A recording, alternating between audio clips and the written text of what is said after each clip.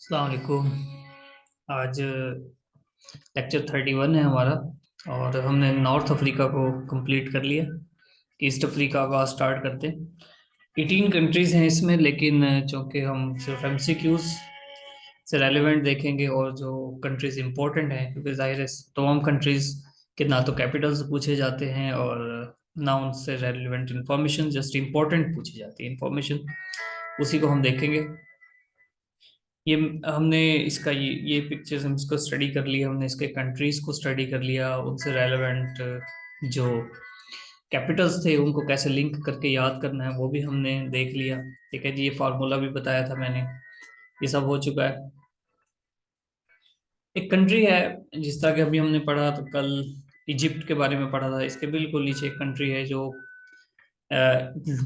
Area wise Africa का सबसे बड़ा कंट्री होता था, लेकिन 2011 में इसको ऐसे ब्रेक कर दिया गया। जिस तरह इंडिया और पाकिस्तान को ब्रेक किया गया था, इसी तरह इसको भी इसी तरह ब्रेक किया, बॉर्डर बना दिया गया, जिसको ये ऊपर वाला जो कंट्री है इसको ये नॉर्थ कहलाता है, नीचे वाला साउथ हिस्से में आता है। इसलिए ये पहले सूडान होता था, अब ऊपर वाला जो कि नॉर्थ पार्ट में है इसको सूडान कहते हैं, और नीचे वाला हिस्सा ये साउथ सूडान कंट्री कहलाता है। 2011 में ये इस तरह ये स्प्लिट हो गए।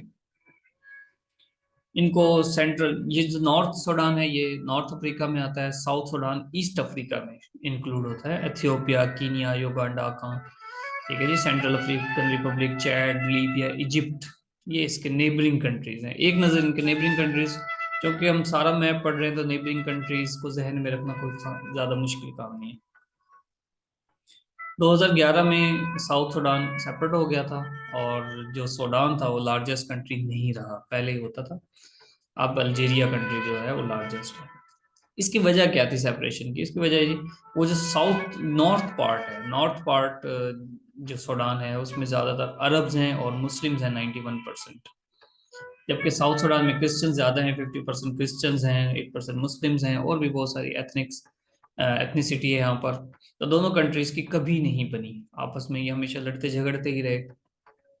इन्हीं की वजह से 1956 में ब्रिटिश ने इनको आज़ाद कर दिया गया जी। आप जिस तरह इंडिया में जो मुसलमान और हिंदुओं को उन्होंने कहा था आप लड़ते रहें जी, और हम चले जाते हैं इस तरह, और हमेशा देखें उस वक्त से आज तक हम लड़ ही रहे हैं। भारत तो 1955 से 72 तक सिविल वार होती रही, सिविल वार होती रही यहाँ पर। फिर 83 से 2005 में दोबारा इनकी सिविल वार हो गई, और दोनों कंट्रीज के उस वक्त ये इकट्ठे थे। भारत इसी वजह से 2011 में फिर इनको आज़ाद कर दिया गया, सेपरेट कर दिया गया, जिसमें ये सिविल वार के अंदर 20 लाख लोगों की डेथ हो गई। तो साउथ सूडान कब वजूद में आया? 9 जुलाई 2011 को साउथ सूडान सूडान से सेपरेट हुआ। यहाँ पर अभी भी इसी तरह के कॉन्फ्लिक्ट हैं, जैसे ये एबे एक रीजन है, एबे बिल्कुल छोटा सा इलाका है, छोटा सा एरिया है कंट्रीज के हिसाब से, 10,500 स्क्वायर किलोमीटर का। तो दोनों कंट्रीज का इस पे कॉन्फ्लिक्ट रहता है। बहरहाल अब साइमल्टेनियसली दोनों इस पर रूल करते हैं। नेक्स्ट कंट्री है हमारा जिबूती, बहुत छोटा सा कंट्री है, लेकिन इसकी इंपॉर्टेंस देखें कि ये यहाँ एक ऐसे जंक्शन पर है जो ऊपर रेड सी और नीचे गल्फ ऑफ एडन ये जुड़ते हैं। तो पूरी दुनिया में बेशुमार तिजारत यहाँ से होती है, तो इस तिजारत से ये टैक्स वसूल करता है, इसी से इसकी इकोनॉमी चलती है। इसके अलावा यूएस की मिलिट्री बेस भी है यहाँ पर, और भी कंट्रीज की बेसिस हैं। माउंट मूसा यहाँ पर एक माउंटेन है 6,652 फीट का। इसके अलावा यहाँ पर है जनाब लेक एसल, जो कि साल्टीएस्ट लेक है, दुनिया की साल्टीएस्ट लेक ऑफ द वर्ल्ड। तो ये दुनिया की साल्टीएस्ट लेक है। अच्छा, इसको ऐसे भी कर सकते हैं, लेक एसल है, अब एसल के बिल्कुल आखिर में SAL रहता है, तो आप इसमें टीवी डाल दें तो साल्ट बन जाएगा। तो ये लेक साल्ट है, साल्टीएस्ट लेक। ये दुनिया की सबसे नमकीन लेक है। लेकिन अगर दुनिया की सबसे बड़ी साल्ट लेक कौन सी है, जो जिसमें साल्ट ज्यादा है, लेकिन दुनिया वो साल्टी तो नहीं है, लेकिन वो लार्जेस्ट लेक है साल्टी, तो वो लेक कैस्पियन है। इसको कैस्पियन सी भी कहते हैं, हम बाद में पढ़ेंगे।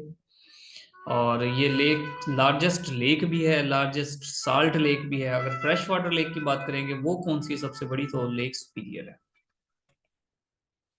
इसके अलावा लेक एसल लोवेस्ट पॉइंट भी अफ्रीका का 150 मीटर बिलो। हमने पढ़ा था कि एक डीपेस्ट पॉइंट है अफ्रीका का, वो कौन सा है? चलिए वो आप कमेंट्स में बताना, मैं आपको ऐसे थोड़ा बताता हूँ। 230 मीटर डीप है वो। और डीप में और शैल लोएस्ट में क्या होता है, जैसे ये है लो, जबकि डीप होता है ये डीप होता है।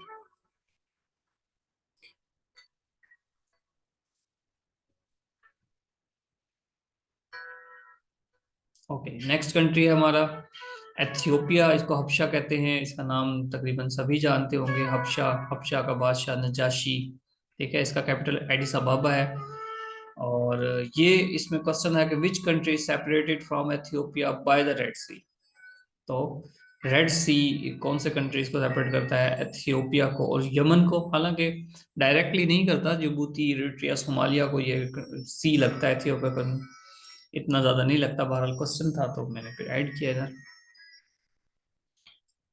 इसकी सिविल वार इसमें भी रही है, drought, inflation, local storm. Ethiopia में एक बहुत बड़ा फैमिन आया था 1983 में, जिसमें तकरीबन 10 लाख बच्चों की डेथ हो गई थी 1983 में। इसको फेमस है एथियोपिया का ताना लेक, ये भी एथियोपिया में है, जो कि ब्लू नील, इधर से ही ताना लेक से ओरिजिनेट होता है ये। इस पर जो अफ्रीकन लैंग्वेज से आई थिंक कुछ लिखा हुआ है, तो बहरहाल ये अच्छा मैप था, मैंने इसमें ऐड कर दिया। ओके जी, एडिस अबाबा जो इसका हेडक्वार्टर है अफ्रीकन यूनियन का, और एथियोपिया का कैपिटल भी है एडिस अबाबा। तो ये अफ्रीकन यूनियन 9 जुलाई 2002 को बनी, इसके 55 मेंबर्स हैं। अच्छा, 9 जुलाई जो है, अभी पीछे चंद स्लाइड्स पहले भी 9 जुलाई आया है, वो आपने बताना है कि वहाँ क्या था। ठीक है, टोटल याद रखें अभी। तो टोटल मेंबर्स अफ्रीकन यूनियन के 955 हैं। क्वेश्चन अभी पिछले लेक्चर्स में हमने डिस्कस किया था कि which African country has rejoined the African Union after a period of almost 33 years. तो 33 साल के बाद उसने रीजॉइन, कौन सा कंट्री है रीजॉइन किया? मोरक्को ने। Current chairman of African union Azali Assoumani, जो कि कोमोरियन पॉलिटिशियन है, मिलिट्री ऑफिसर भी है। कोमोरस अभी पीछे हमने नाम लिया कंट्री का। ये ईस्ट अफ्रीका में कंट्री है, उसका पार्ट है। तो अजाली असोमानी अफ्रीकन यूनियन का करंट चेयरमैन है। नेक्स्ट कंट्री हमारा जी सोमालिया। सोमालिया को देखो, ये सारा ये इंडियन ओशन लगता है। एथियोपिया, कीनिया, जिबूती इसके नेबरिंग कंट्रीज हैं। अच्छा, ये जो आपको इतना बड़ा सोमालिया नजर आ रहा है, ये अब की पुराना मैप है, ये आजकल जो है इस शेप में है। इसके बहुत सारे ब्रेक डाउन हो चुके हैं। जिस तरह ये सोमाली लैंड है, वो कहता है जी मैंने आपके साथ नहीं रहना, मैं एक अलग कंट्री हूँ, लेकिन दुनिया इसको कबूल ही नहीं करती। ठीक है, यहाँ से एक पंट लैंड है, पंट लैंड भी वो एक सोमालिया का ही हिस्सा है, सोमालिया के अंडर ही काम करता है, लेकिन वो एक इंडिपेंडेंट रियासत के तौर पे है। मतलब उसके फेडरल का इतना इन्फ्लुएंस नहीं है सोमालिया में। दरमियान में ये स्क्रिप्टेड एरिया है। सोमालीलैंड कहता है ये मेरा है, पुंटलैंड कहता है ये मेरा है। तो ये बहुत इशूज है। सोमालिया और यमन फोर्थ वर्ल्ड कंट्रीज कहलाते हैं। ये बीपीएससी में क्वेश्चन पूछा था कि which of the following countries are included in fourth world countries. जैसे India Pakistan third world countries में शामिल होते हैं अफगानिस्तान, तो यमन और सोमालिया को फोर्थ वर्ल्ड कंट्रीज कहा जाता है। तो आप इससे अंदाजा कर सकते हैं कि इन तमाम कंट्रीज के किस तरह के हालात होंगे। Somalia, Yemen. हालांकि ये बहुत इंपॉर्टेंट जंक्चर है, ऊपर रेड सी है, नीचे गल्फ ऑफ एडन है, यहाँ से बेशुमार तिजारत होती है। लेकिन ये असल में जो डेवलप्ड कंट्रीज हैं उनकी एक सियासत है। तो गौर से देखें कि अगर ये कंट्रीज स्ट्रोंग हो जाएं और यहाँ पर कब्जा कर लें, और यहाँ के जो वेस्टर्न जो तिजारत है, ट्रेड है, उस पर टैक्सेस लगाने शुरू कर दें, तो ये कितने अमीर हो जाएंगे। इसलिए ये जो डेवलप्ड कंट्रीज हैं, ये यहाँ पर चेक रखते हैं, पपेट गवर्नमेंट्स बिठाते हैं, और यहाँ पर पॉलिटिकल टर्मोइल रहता है, सिविल वॉर्स रहती हैं, इश्यूज रहते हैं। इस वजह से या कभी गवर्नमेंट का और आम पब्लिक मासेस की नहीं बनती, तो इस तरह से फिर इलेक्शंस नहीं होते यहाँ पर।